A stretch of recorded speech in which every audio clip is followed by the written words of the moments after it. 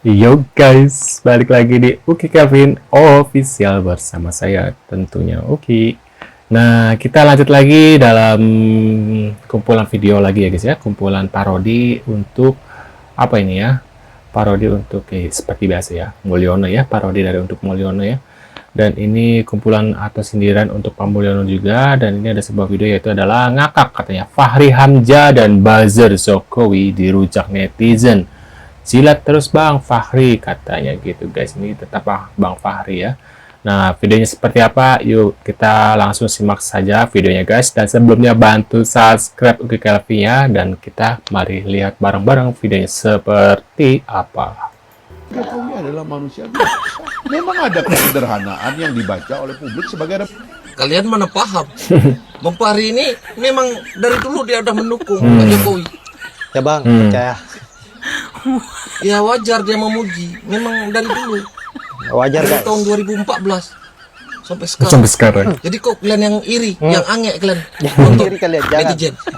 Jangan iri dong. Nasib orang beda-beda. Jilat terus Bang. Anjir. Aku setuju sama Bang Fahri. Saya juga setuju, Karena Bang. dia konsisten dari dulu, dari 2014 sampai saat ini dia masih mendukung pemerintah. Mantap Bang Fahri.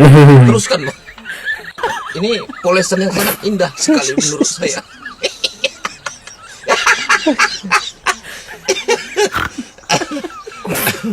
Penonton jangan bertungkik kalian di situ ya. Simak dengan seksama, nanti pos singkat-singkatnya. Malah dia. Lagi rame nih tagline hashtag terima kasih Jokowi menjelang tanggal 20 Oktober 2024, di mana tagline tersebut digerakkan oleh alat kekuasaan, dilanjutkan oleh para projongos dan para hamba-hamba Mulyono. Sebegitu pentingnyakah pengakuan yang seharusnya hal itu berjalan secara alami oleh rakyat Indonesia? Kok ini malah menggunakan alat kekuasaan? Ingat, seberapa hebat kau sembunyikan sebuah bangkai, tetap akan dicium juga bau busuknya. Paham? Kali ini kita mau berbicara tentang Bang keriuhan. Ferdinand. Saya harus menyebutnya peperangan antara media nasional Tempo dengan buzzer pemerintah, atau saya harus menyebutnya buzzer Jokowi. Di media sosial kita ramai saling telanjang antara Tempo dengan buzzer.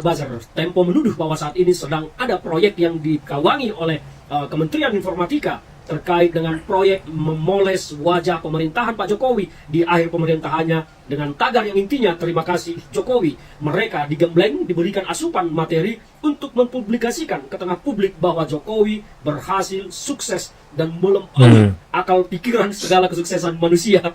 Buzzer kan memang begitu pekerjaannya. Jadi Tempo merilis sebuah berita bahwa sedang ada proyek untuk memoles Jokowi di akhir pemerintahannya ini untuk menggambarkan bahwa memang Jokowi sukses, berhasil dan segala macam, seolah-olah tanpa cacat, tanpa dosa, tanpa kesalahan. Itulah yang saat ini dikerjakan oleh buzzer. Dan kemudian buzzer juga menyerang balik Tempo dengan merilis sebuah surat ke Kementerian Informatika yang isinya adalah merajut kerjasama untuk menyuarakan kinerja pemerintah. Katanya sih itu tidak berjalan. Dan kemudian bergulir terus sampai sekarang kita melihat bagaimana sengitnya pertempuran antara dua belah pihak ini. Buzzer Jokowi berhadapan dengan media nasional Tempo. Kita mau bicara tentang fakta. Siapa sebetulnya yang benar menyuguhkan fakta? Apakah Tempo atau buzzer?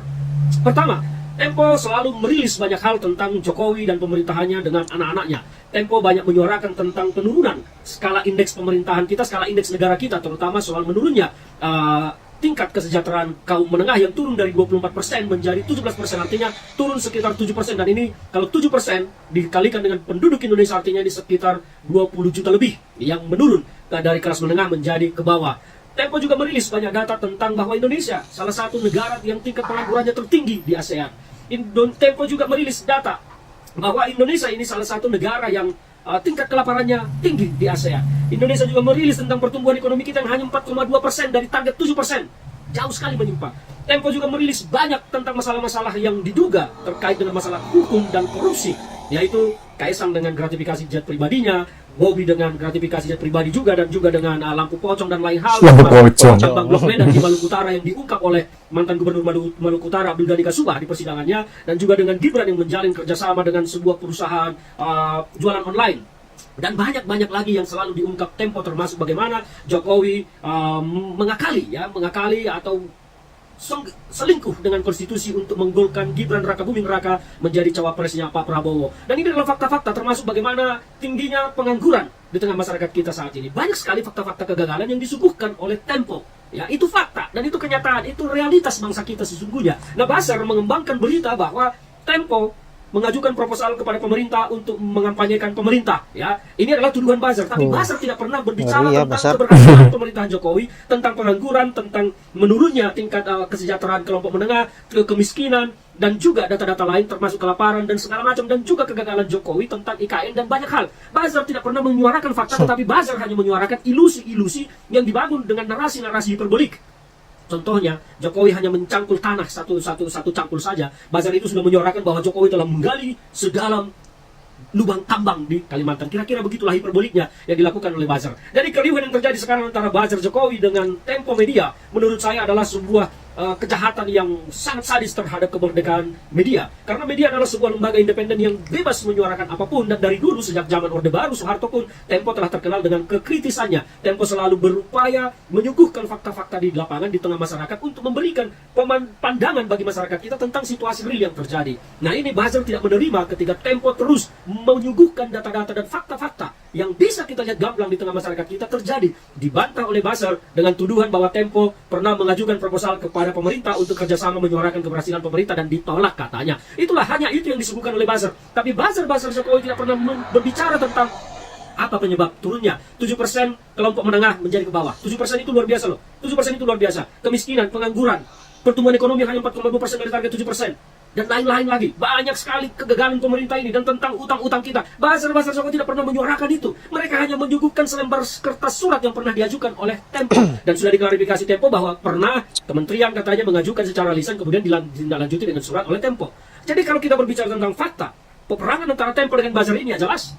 Tempo lah yang bisa kita benarkan karena Tempo menyuguhkan data, menyuguhkan fakta. Sementara Buzzer hanya menyuguhkan ilusi, menyuguhkan narasi-narasi yang tidak berkualitas, narasi-narasi yang tidak berpendidikan. Dan pertanyaan saya, surat itu kenapa bisa didapat oleh Buzzer Jokowi kalau bukan dari pemerintah Kementerian Informatika? Karena surat itu tidak beredar bebas. Surat itu pasti didapat dari Kementerian Informatika yang dipimpin oleh Budiari saat ini kementeriannya. Kalau tidak, surat itu tidak mungkin ada di luar di tangan Buzzer. Ini artinya adalah Buzzer memang dipakai oleh pemerintah. Jadi tuduhan bahwa dari Tempo yang menuduh bahwa pemerintah sedang menggerakkan buzzer dan media-media untuk mengampanyekan keberhasilan Jokowi itu bukan omong kosong.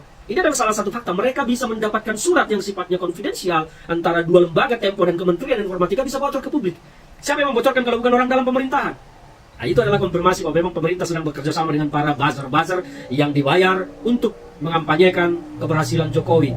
Dan kalau sebetulnya mereka berhasil, mengapa harus tidak percaya diri? Mengapa harus menggalang kekuatan untuk mengampanyekan ini? Nah, ini nanti akan kita bahas khusus dalam monolog kita berikutnya.